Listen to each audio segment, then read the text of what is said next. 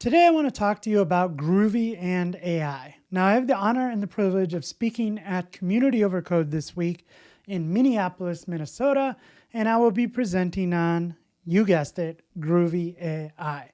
So for those of you who don't know, Groovy is a wonderful programming language on the JVM that came out around 2003.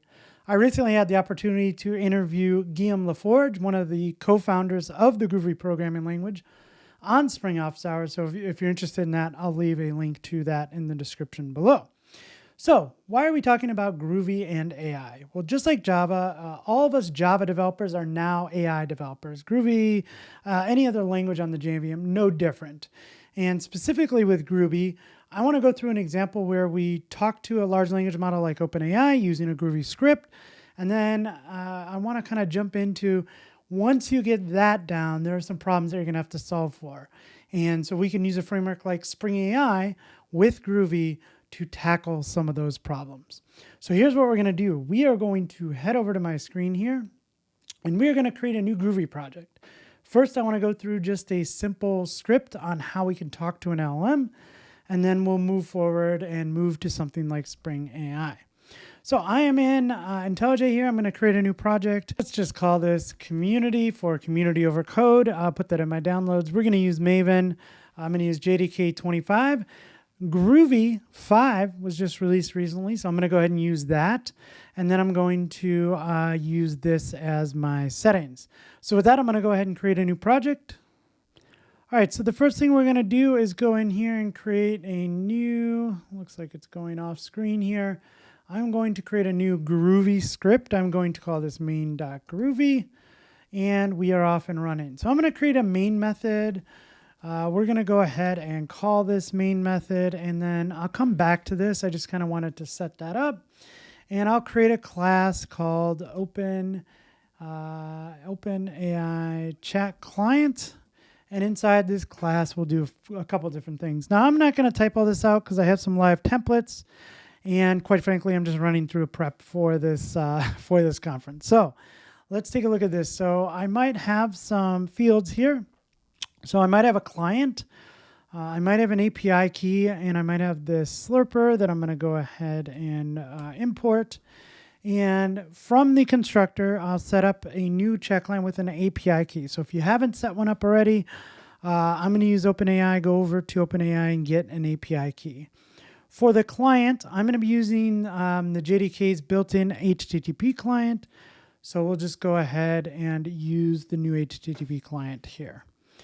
Okay, so from there, I'm going to create a new method called prompt. And this is going to take in a user message. All right, so we have a user message. And now what I need to do is construct the payload. So let's say here's our data. Oops, sorry, GI payload.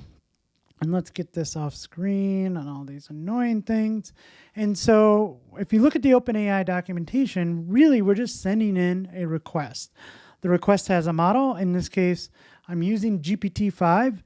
Now, a strange little quirk about GPT-5, you have to set the temperature to 1.0. So that's why we are setting the temperature down here, or you'll get an error. And then we're sending in a message. In this case, all we're sending in is the user message, and the user message is being supplied to this. From there, we're using the JSON output to JSON and taking that payload and just turning it into some JSON. So that's a nicety to have here in Groovy. So from there, I need a request. So let's go ahead and set up a request. And what I'll do is use the HTTP request new builder method, and I pass in the URL that, we did not create yet. So static final, actually, I think I have another one for the URL. There we go. The OpenAI API URL is that. So we create that. We pass in the authorization header with a bearer token of this, content type of application JSON. This is a post, and then we build the request. From there, we'll need a response. So let's go ahead and send that off. We'll get a response back. If the status code is greater than or equal to 300, we'll go ahead and throw an exception. Else, we probably have what we need. So let's go ahead and return that data. So we'll use that slurper that we pulled in to parse the text, and we'll try to get at, so there's a whole bunch of metadata in this response. We are trying to just get the content. We are trimming that, else we're just sending no response received. So now we have everything we need for our main function here to run. So the first thing I need to do is I need to get an environment variable. And this is, I have one in stored in OpenAI API key. So that will set up a variable called API key. Okay. And then from there, we can take that API key and let's just assert that. Let's say API key missing OpenAI API key. That should be good. Now, if we do have it, we can go ahead and create a new OpenAI chat client. I'll say new OpenAI chat client, and I'm passing in my API key. We'll say .var, and that is going to be our chat client. Okay, so once we have a chat client, now we can use that to send a prompt in, and I'll just say, tell me an interesting fact about the Groovy programming language. All right, and then we'll get a response back from that. And then that,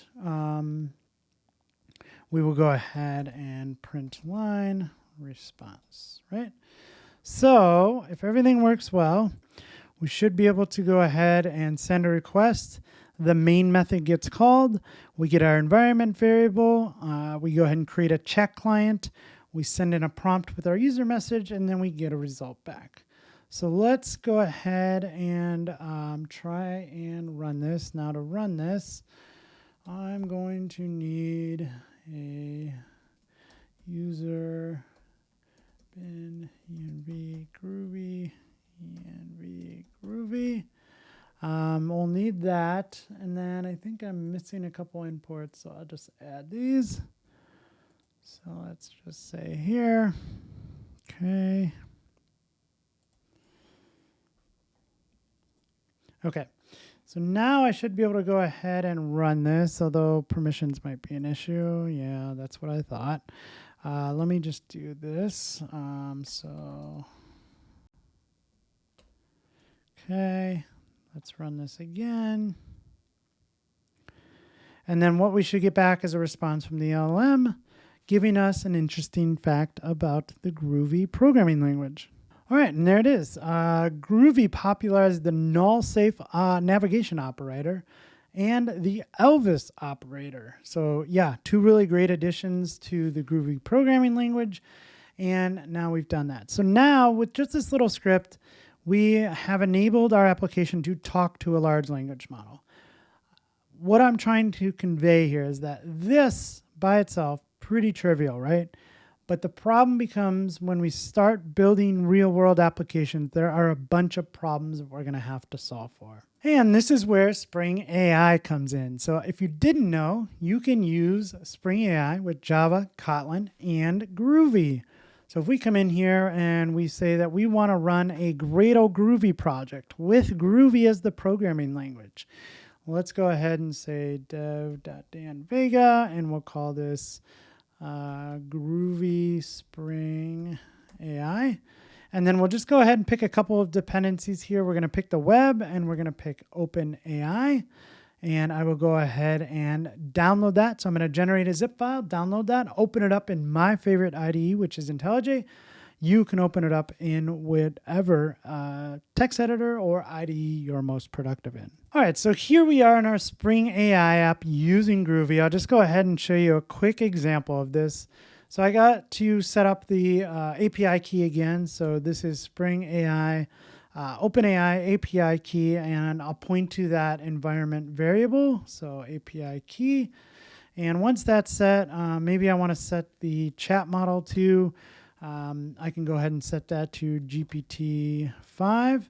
Now again, if we're using GPT-5, we also have to set the temperature. So OpenAI chat temperature, and we'll set this to 1.0. So with those settings in place, I can go ahead and use that large language model. Now, if you're new to Spring AI and you're coming from the Groovy world, I have a whole entire course on AI for Java developers that goes through all of the things that have to do with Spring AI. But I'll just mention one here, and I think it's a pretty important one, is that we are using an interface called the chat client. So this allows us to write code to an interface. So we are not writing code to a specific large language model implementation. So we're not using an OpenAI chat client. We're using just a chat client. And so if we ever wanted to switch out OpenAI for Anthropic or Google Gemini, we can do so without changing our code. So I think that's pretty special. So let's just create a simple Groovy class. We'll call this the chat controller. And in here, we'll make this a REST controller, and we'll go ahead and get a chat client. So I'm going to say chat client equals chat client. Forgive me because I am going to fall back to using Java a lot because it's just what I do. So. Okay, so I am going to create a constructor here, and we'll take in the chat client. Now there is a special, so let's go ahead and look at this. There is a builder, and so what the builder allows us to do, let me call this builder so I can distinguish between the two. And again, the chat client is an interface. You'll see a default implementation of this. So there's a default chat client. And then there's a builder that will get created for you. So you can pass this in and go ahead and use the builder to build an instance of the chat client if you want. So we are doing that. And now we have a chat client that we can go ahead and use. So I want to create a simple chat request. I'll have a get mapping to the root. And we will say that we are going to return probably a string here. We'll call this joke. And what I want to do is return the chat client .prompt .user. Oops. .user. Oh, that's why. So .user. Tell me a funny dad joke about dogs. I usually get the same answer out of this, but it doesn't matter. I absolutely love it. Then you can choose between a blocking call or a non-blocking call. I'll just make a blocking call for now. And then instead of having to like parse through the content, you remember there's a whole bunch of metadata in that response. I just want to pick out that string response. That's what the content method is for. There's also a chat response type that you can return that gives you all of that metadata back. But in this case, that's all I want. So now I should be able to run this application.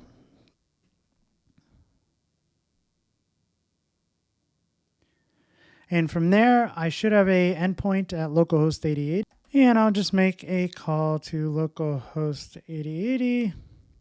And from there, we should get our response from the large language model. What do you call a dog that can do magic? A labracadabra-dooter, whatever that is.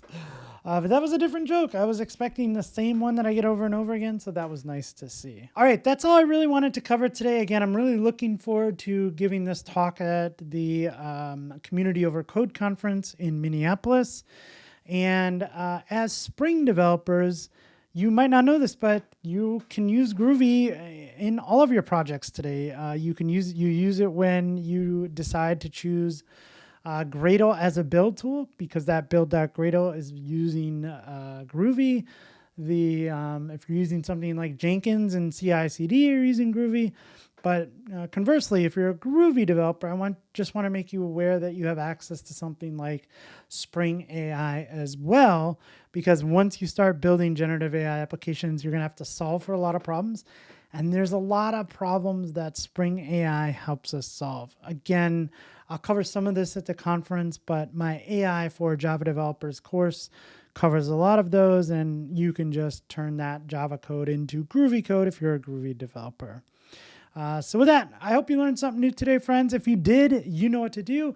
Leave me a thumbs up, subscribe to the channel, and as always, happy coding.